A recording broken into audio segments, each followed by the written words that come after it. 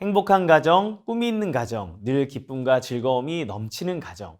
예수님께서 주인 되시는 가정입니다. 가정을 바꾸는 20분, 오늘도 가정 예배를 통해 예수님을 우리 가정의 주인으로 모시기를 소망합니다.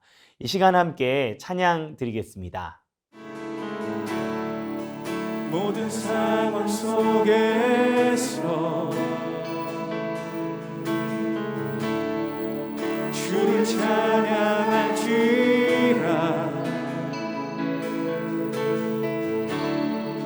주는 너의 큰 상급,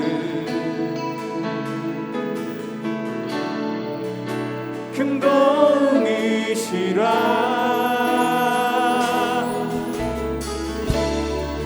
주의 얼굴 구할 때 주의 영을 부으사 크신 사랑 안에서 주를 보게 하소서.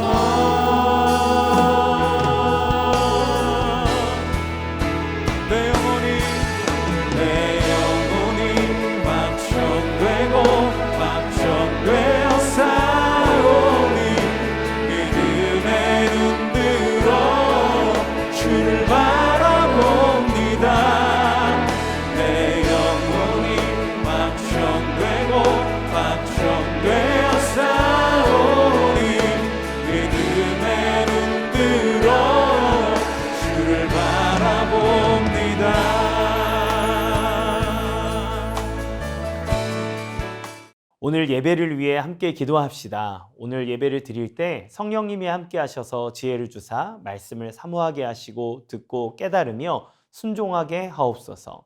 주님 주신 은혜를 누리게 하여 주옵소서. 함께 마음 모아 기도하겠습니다.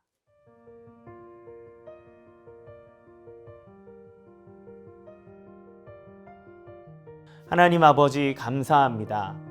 오늘 우리 가족이 함께 예배로 모이게 하시니 감사합니다. 우리가 예배 드릴 수 있는 것이 하나님의 은혜임을 믿습니다. 이 시간 은혜가 더 풍성해지게 하여 주옵소서. 말씀을 들을 때 깨닫게 하시고 예수님을 더 잘 믿게 하시고 순종하여 열매 맺도록 인도하여 주옵소서. 예수님의 이름으로 기도합니다. 아멘. 오늘 우리가 함께 읽고 묵상할 말씀은 요한복음 8장 21절로 30절 말씀입니다. 다시 이르시되 내가 가리니 너희가 나를 찾다가 너희 죄 가운데서 죽겠고 내가 가는 곳에는 너희가 오지 못하리라. 유대인들이 이르되 그가 말하기를 내가 가는 곳에는 너희가 오지 못하리라 하니 그가 자결하려는가? 예수께서 이르시되 너희는 아래에서 났고 나는 위에서 났으며 너희는 이 세상에 속하였고 나는 이 세상에 속하지 아니하였느니라. 그러므로 내가 너희에게 말하기를 너희가 너희 죄 가운데서 죽으리라 하였노라. 너희가 만일 내가 그인 줄 믿지 아니하면 너희 죄 가운데서 죽으리라. 그들이 말하되 내가 누구냐? 예수께서 이르시되 나는 처음부터 너희에게 말하여 온 자니라. 내가 너희에게 대하여 말하고 판단할 것이 많으나 나를 보내신 이가 참되심에 내가 그에게 들은 그것을 세상에 말하노라 하시되 그들은 아버지를 가리켜 말씀하신 줄을 깨닫지 못하더라. 이에 예수께서 이르시되 너희가 인자를 둔 후에 내가 그인 줄 알고 또 내가 스스로 아무것도 하지 아니하고 오직 아버지께서 가르치신 대로 이런 것을 말하는 줄도 알리라. 나를 보내신 이가 나와 함께 하시도다. 나는 항상 그가 기뻐하시는 일을 행함으로 나를 혼자 두지 아니하셨느니라. 이 말씀을 하심에 많은 사람이 믿더라. 오늘 본문은 자신을 세상의 빛으로 소개한 예수님의 선포와 관련해서 유대인들과의 논쟁이 계속해서 이어지고 있는 상황입니다. 오늘 본문을 보면 유대인들은 예수님의 이야기를 계속해서 오해하고 있는 것을 볼 수 있어요. 21절에 내가 가리니 너희가 나를 찾다가 너희 죄 가운데서 죽겠고 내가 가는 곳에는 너희가 오지 못하리라 라고 말씀하시니까 유대인들이 자살하려고 하는 거 아니야? 우리는 그가 가려는 곳을 알 수가 없다는 말이 그런 뜻인가? 라고 오히려 물었습니다. 또 27절에 보면 그들은 아버지를 가리켜 말씀하신 줄을 깨닫지 못하더라 라고 말씀하고 있어요.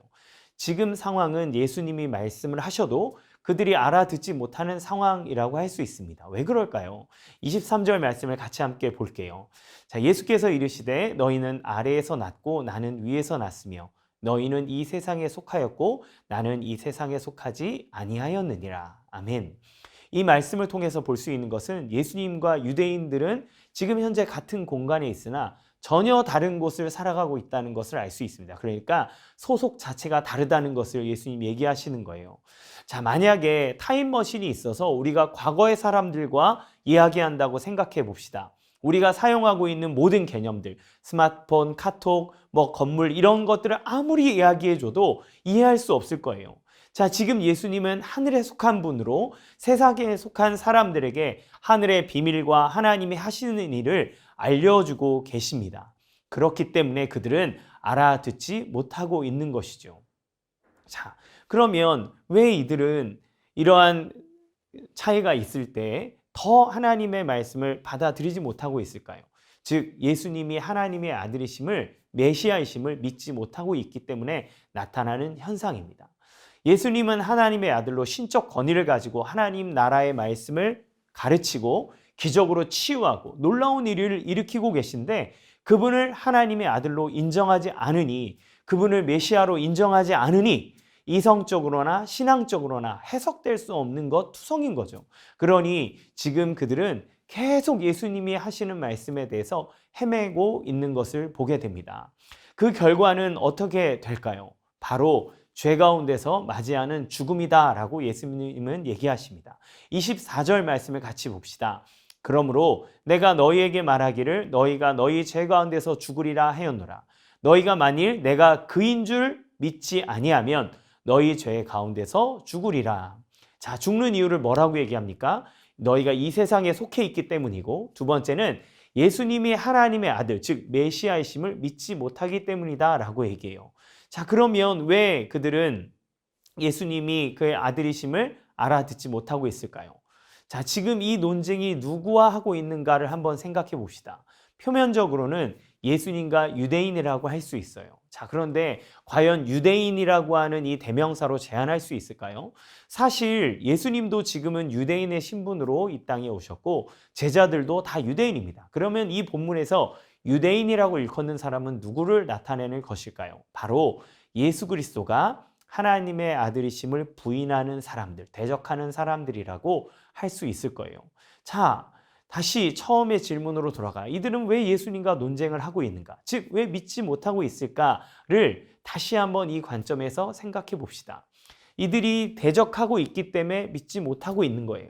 그럼 왜 대적하고 있는가? 왜 논쟁하고 있는가? 첫 번째, 그들이 가지고 있는 생각이 하나님의 생각과 달랐기 때문에 그렇습니다. 그들은 정치적 구원자를 원했지만 하나님은 우리를 죄에서 구원할 진정한 구원자를 주셨다는 거예요.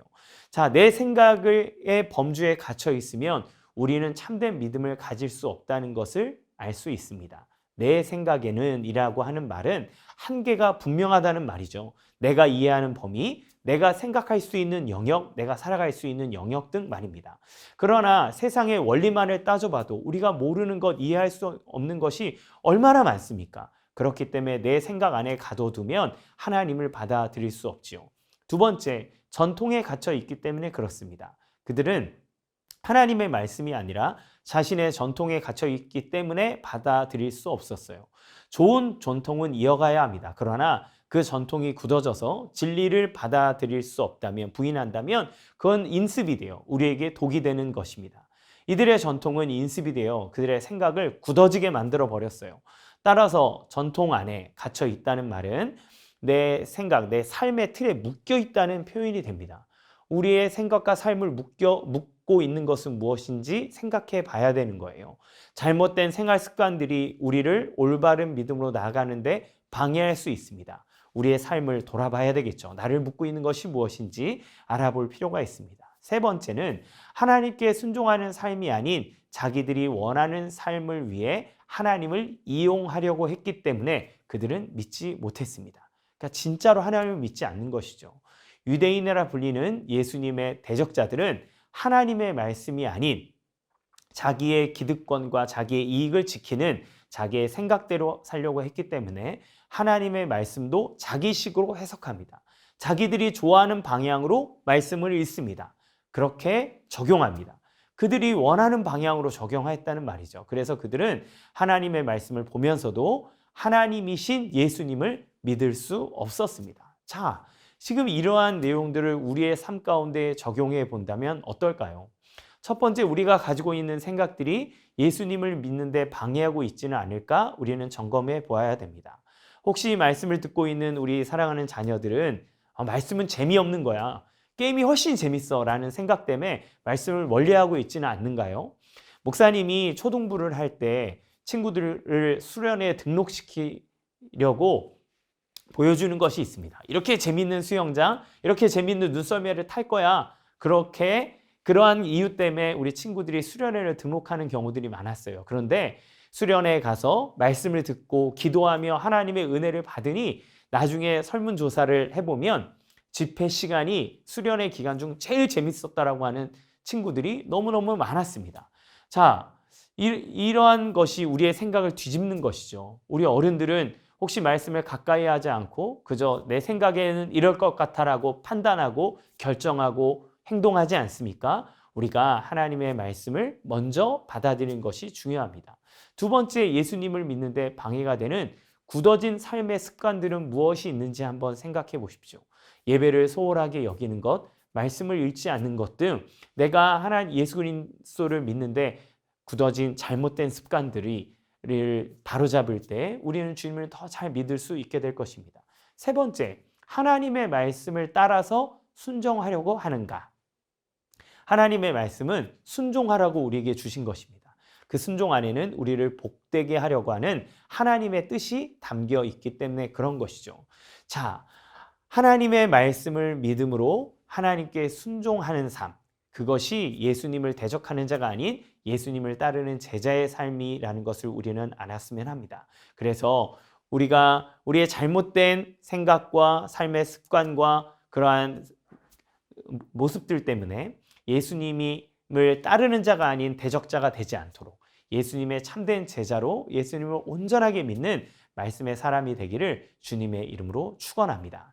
이 시간 함께 기도하기를 원합니다. 첫 번째, 하나님의 말씀에 따라 예수님을 올바르게 믿는 믿음을 주소서. 두 번째, 하나님의 말씀을 따라 내 생각을 내려놓게 하소서. 세 번째, 하나님의 말씀을 따라 순종하는 삶을 살게 하소서. 이 시간 함께 말씀을 기억하며 합심하여 기도하도록 하겠습니다. 기도하겠습니다.